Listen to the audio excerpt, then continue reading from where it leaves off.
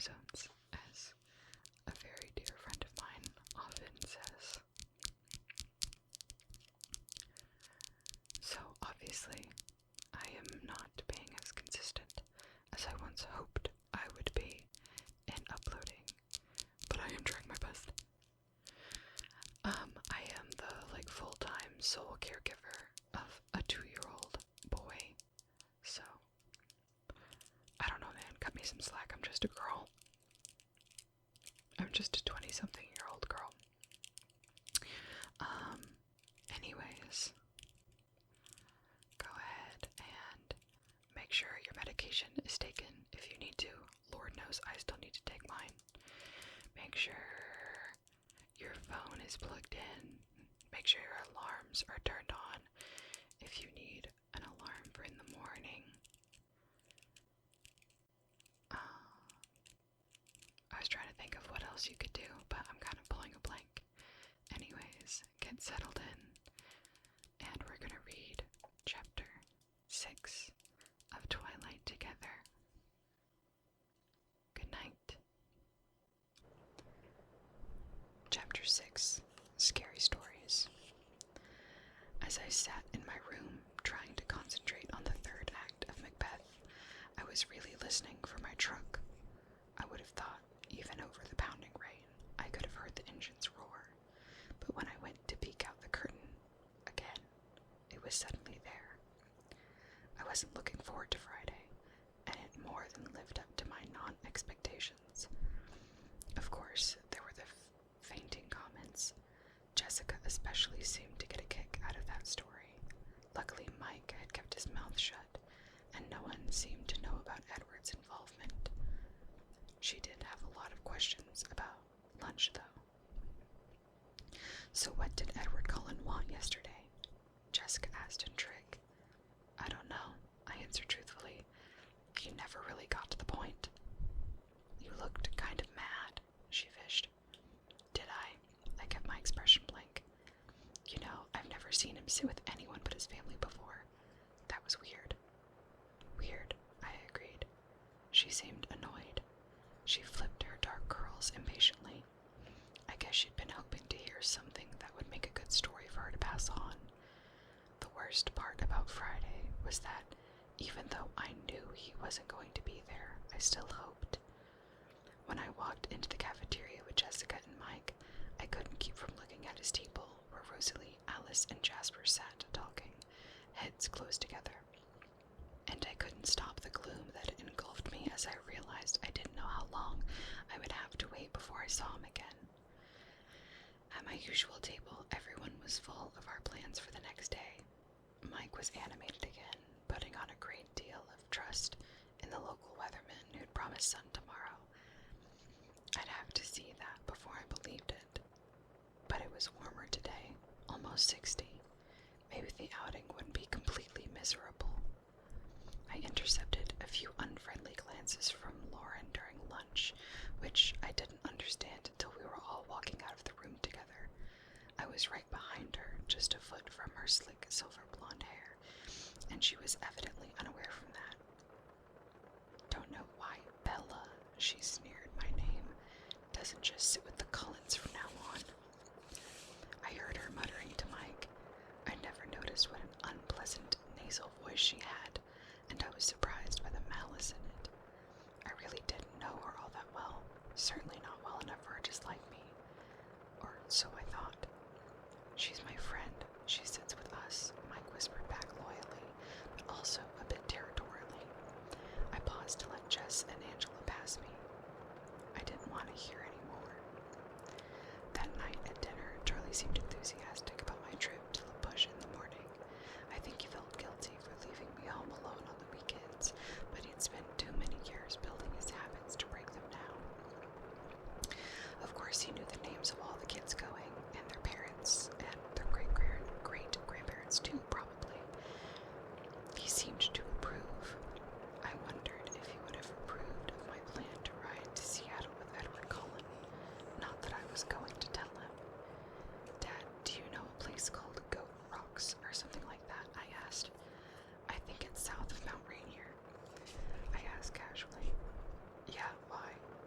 I shrugged. Some kids were talking about camping there. It's not a very good place for camping, he sounded surprised. Too many bears. Most people go there during the hunting season. Oh, I murmured. Maybe I got the name wrong. I meant to sleep in, but an unusual brightness woke me. I opened my eyes to see a clear yellow light streaming through my window. I couldn't believe it. I hurried to the window to check, and sure enough, there was the sun. It was in the wrong place in the sky, too low, and it didn't seem to be as close as it should be, but it was definitely the sun. Clouds ringed in the horizon, but a large patch of blue was visible in the middle. I lingered by the window as long as I could, afraid that if I left, the blue would disappear again. The Newton's Olympic Outfitters store was just north of town. I'd seen the store but never stopped there, not having much need for any supplies that required being outdoors over an extended period of time. In the parking lot, I recognized Mike's Suburban as Tyler's Sentra. As I pulled up next to their vehicles, I could see the group standing around in front of the Suburban. Eric was there, along with two other boys I had class with. I was fairly sure their names were Ben and Connor. Jess was there, flanked by Angela and Lauren. 3 other girls stood with them, including one I remembered falling over in gym on Friday. That one gave me a dirty look as I got out of the truck and whispered something to Lauren. Lauren shook out her corn silk hair and eyed me scornfully. So it was going to be one of those days. At least Mike was happy to see me. You came, he called, delighted. And I said it would be sunny today, didn't I? I told you I was coming, I reminded him. We were just waiting for Lee and Samantha, unless you invited someone, Mike added. Nope, I lied lightly, hoping I wouldn't get caught in the lie, but also wishing that a miracle would occur and Edward would appear. Mike looked satisfied. Will you ride in my car? It's that or Lee's mom's minivan. Sure. He smiled blissfully. It was so easy to make Mike happy. You can have shotgun, he promised. I hid my chagrin.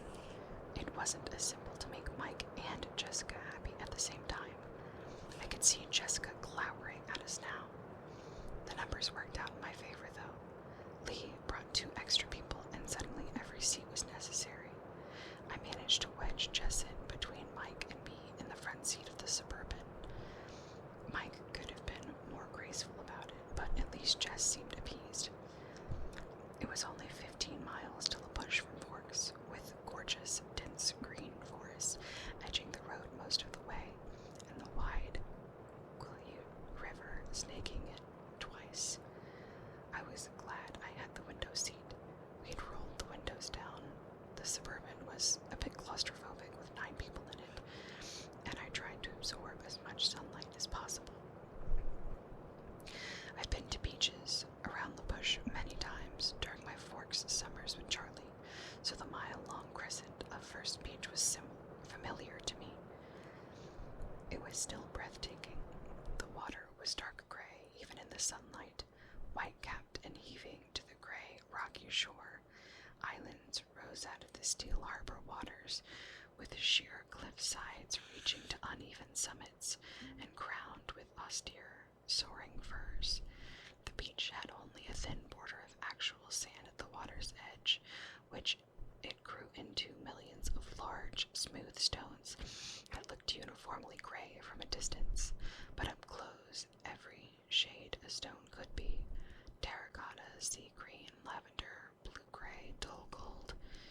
The tide was strewn with huge driftwood trees, bleached bone white in the salt waves, some piled together against the edge of the forest fringe, some lying solitarily just out of reach of the waves. There was a brisk wind coming off the waves, cool and briny. Pelicans floated on the swells while seagulls and a lone eagle wheeled above them.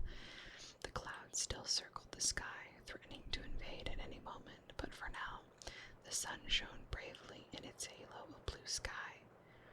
We picked our way down to the beach, Mike leading the way to a ring of driftwood logs that had obviously been used for parties like ours before. There was a fire circle already in place, filled with black ashes.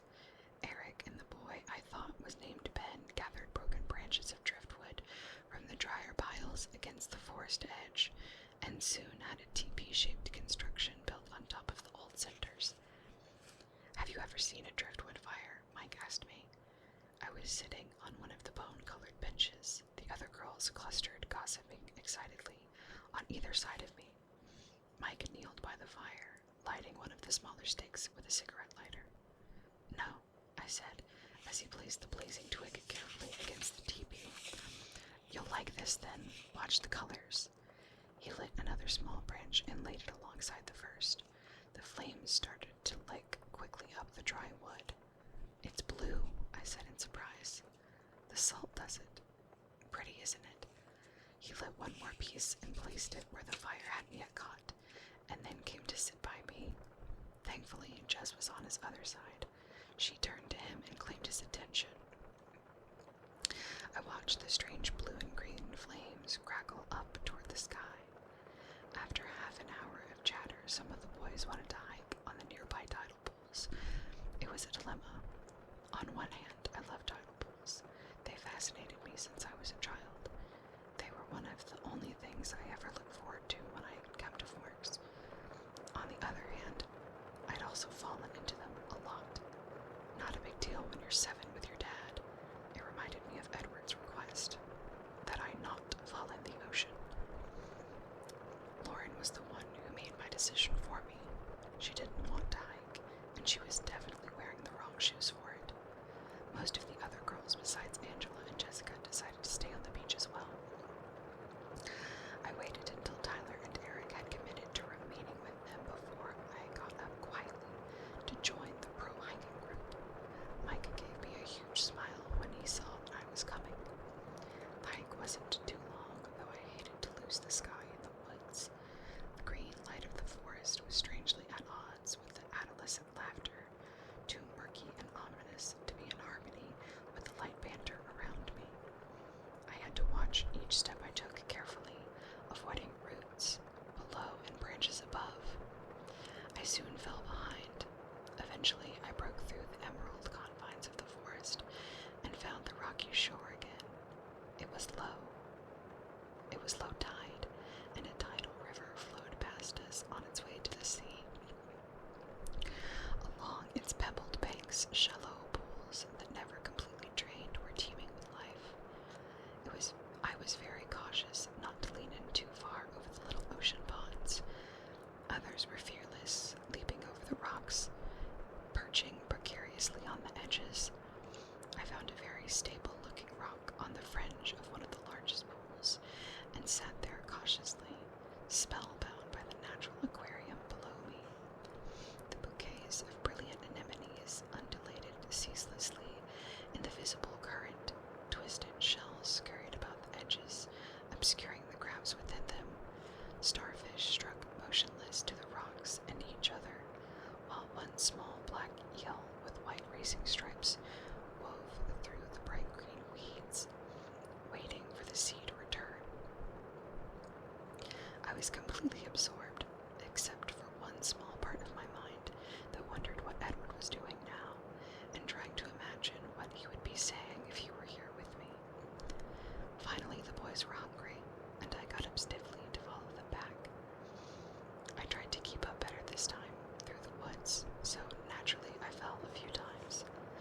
I got some shallow scrapes on my palms, and the knees of my jeans were stained green, but it could have been worse. When we got back to First Beach, the group we left behind had multiplied. As we got closer, we could see the shining straight black hair and copper skin of the newcomers, teenagers from the reservation come to socialize. The food was already being passed around, and the boys hurried to claim their share, while Eric introduced us each as we each entered the driftwood circle. Angela and I were the last to arrive, and as Eric said our names, I noticed a younger boy sitting on the stones near the fire glance up at me in interest.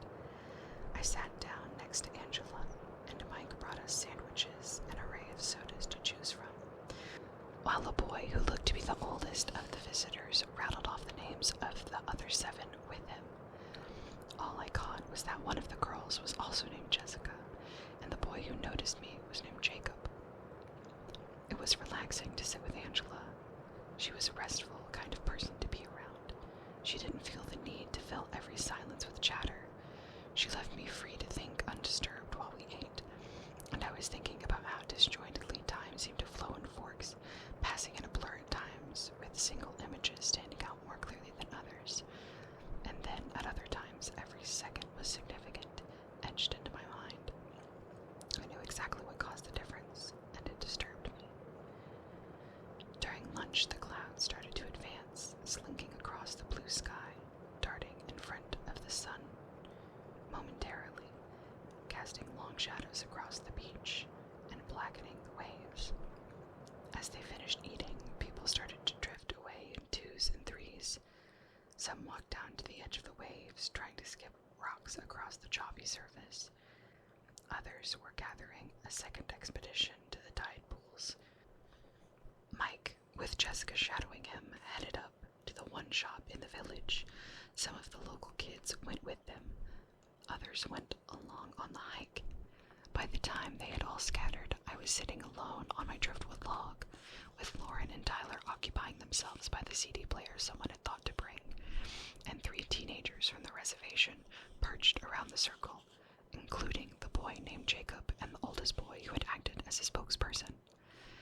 After a few minutes, Angela left with the hikers. Jacob sauntered over to take her place by my side. He looked 14, maybe 15, and had long, glossy black hair pulled back with a rubber band at the nape of his neck. His skin was beautiful, silky and russet-colored. His eyes were dark, set deep above the high planes of his cheekbones. He still had just a hint of childish roundness left around his chin. Altogether a very pretty face. However, my positive opinion of his looks was damaged by the first words out of his mouth. "You're Isabella Swan, aren't you?" It was like the first day of school all over again. "Bella," I sighed. "I'm Jacob Black." He held his hand out in a friendly gesture. "You bought my dad's truck." "Oh," I said, relieved, shaking his sleek hand. "You're Billy's son. I probably should remember you." "No, I'm the youngest of the family. You would remember my older sisters." Rachel and Rebecca, I suddenly recalled. Charlie and Billy had thrown us together a lot during my visits to keep us busy while they fished. We were all too shy to make much progress as friends. Of course, I'd kicked up enough tantrums to end the fishing trips by the time I was 11. "Are they here?" I examined the girls at the ocean's edge, wondering if I would recognize them now. "No," Jacob shook his head. "Rachel got a scholarship to Washington State, and Rebecca married a Samoan surfer. She lives in Hawaii now." "Married? Wow." I was stunned. The twins were only a little over a year older than I was. "So, how do you like the truck?" he asked. "I love it. It runs great." "Yeah, but it's really slow," he laughed. And I was so relieved when Charlie bought it. My dad wouldn't let me work on building another car when we had a perfectly good vehicle right there. "It's not that slow," I objected. "Have you even tried to go over 60? "No," I admitted. "Good. Don't," he grinned. I couldn't help grinning back. "It does great in a collision," I offered in my truck's defense. "I don't think a tank could take out that old monster," he agreed with another laugh. "So, you build cars?" I asked, impressed. "When I have free time and parts. You wouldn't happen to know where I could get my hands on a master cylinder for a 1986 Volkswagen Rabbit?" he added jokingly. He had a pleasant, husky voice. "Sorry," I laughed. "Haven't seen you lately, but I'll keep my eyes open for you," as if I even knew what that was. He was very easy to talk with. He flashed a brilliant smile, looking at me appreciatively in a way I was learning to recognize.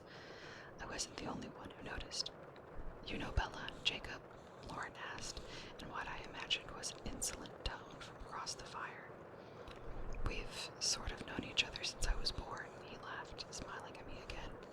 "How nice." She didn't sound like she thought it was nice at all, and her pale, fishy eyes narrowed. "Bella," she called again, watching my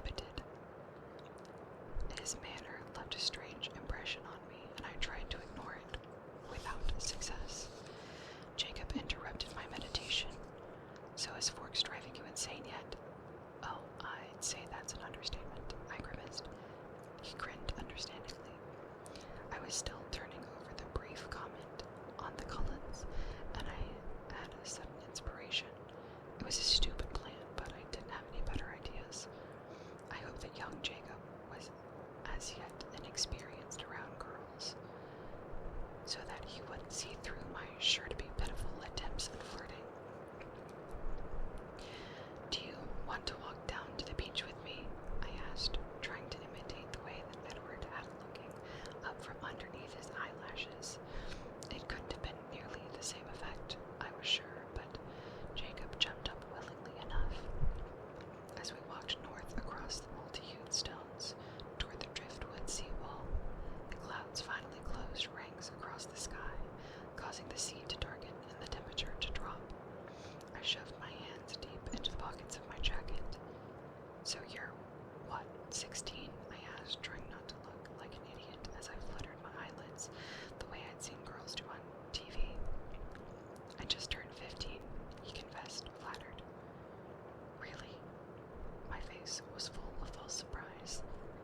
"I would have thought you were older." "I'm tall for my age," he explained. "Do you come up to Forks much?" I asked archly, as if I was hoping for a yes. I sounded idiotic to myself. I was afraid he would turn on me with disgust and accuse me of my fraud, but still he seemed flattered. "Not too much," he admitted with a frown, "but when I get my car finished, I can go up as much as I want. After I get my license," he amended. Who was that other boy Lauren was talking to? He seemed a little too old to be hanging out with us. I purposefully lumped myself in with the youngsters, trying to make it clear that I preferred Jacob. "That's Sam. He's 19, he informed me." "What was he saying about the doctor's family?" I asked innocently. "The Cullens? Oh, they're not supposed to come onto the reservation." He looked away, out toward James Island, as he confirmed what I thought I'd heard in Sam's voice. "Why not?" He glanced back at me, biting his lip. "Oops, I'm not supposed to say anything about that." "Oh, well, I won't tell anyone. I'm just curious." I tried to make my smile alluring, wondering if I was laying it on too thick. He smiled back, though, looking allured. Then he lifted one eyebrow, and his voice was even huskier than before. "Do you like scary stories?" he asked ominously. "I love them," I enthused, making an effort to smolder at him. Jacob strolled to a nearby driftwood tree that had its roots sticking out like an inundated legs of a huge, pale spider. He perched lightly on one of the twisted roots while I sat beneath him, on the body of the tree. He stared down at the rocks, a smile hovering around the edges of his broad lips. I could see he was going to try and make this good. I focused on keeping the vital interest I felt out of my eyes. "Do you know any of our old stories? About where we come from? The Quileutes, I mean," he began. "Not really," I admitted. "Well, there are lots of legends, some of them claiming to date back to the flood. Supposedly the ancient Quileutes tied their canoes to the tops of the tallest trees on the mountain to survive like Noah and the Ark." He smiled to show me how little stock he put into the histories. "Another legend claims that we descended from wolves, and that the wolves are our brothers still. It's against tribal law to kill them. Then there are stories about the Cold Ones." His voice dropped a little lower. "The Cold Ones?" I asked, not faking my intrigue now. "Yes, there are stories of the Cold Ones as old as the wolf legends, and some much more recent. According to the legend, my own great-grandfather knew some of them. He was the one who made the treaty that kept them off of our land." He rolled his eyes. "Your great-grandfather?" I encouraged. "He was a tribal elder, like my father. You see, the Cold Ones are natural enemies of the wolf. Well, not the wolf, really, but the wolves that turn into men like our ancestors. You would call them werewolves." "Werewolves have enemies?" "Only one." I stared at him earnestly, hoping to disguise my impatience as admiration. "So you see," Jacob continued, "the Cold Ones are traditionally our enemies, but this pack that came to our territory during my great-grandfather's time was different. They didn't hunt the way that others of their kind did. They weren't supposed to be dangerous to the tribe,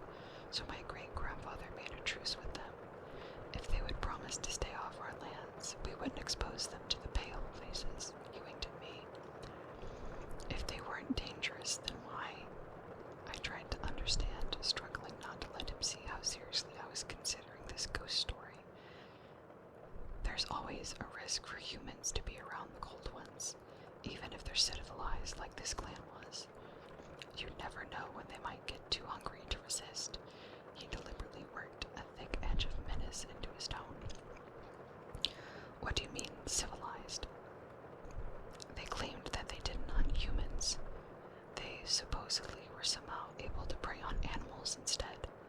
I tried to keep my voice casual. So how does it fit in with the Cullens? Are they like the cold ones your great-grandfather met? No, he paused dramatically. They are the same ones. He must have thought the expression on my face was fear and inspired by his story. He smiled, pleased, and continued.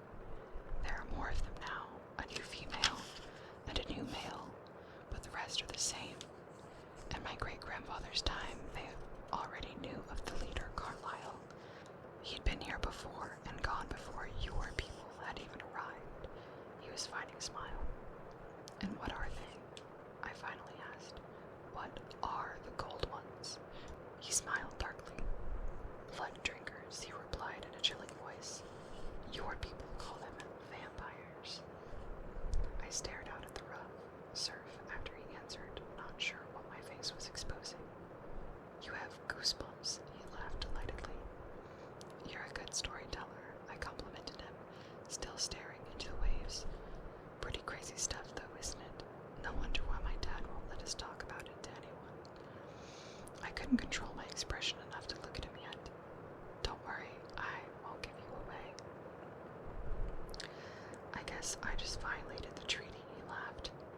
I'll take it to the grave, I promised, and then I shivered. Seriously though, don't say anything to Charlie. He was pretty mad at my dad when he heard that some of us weren't going to the hospital since Dr. Collins started working there. I won't, of course not. So do you think we're a bunch of superstitious natives or what? He asked in a playful tone, but with a hint of worry. I still hadn't looked away from the ocean. I turned and smiled at him as normally as I could. No, I think you're just very good at telling scary stories. I still have goosebumps, see? I held up my arm. Cool, he smiled, and the sound of the beach rocks clattering against each other warned us that someone was approaching.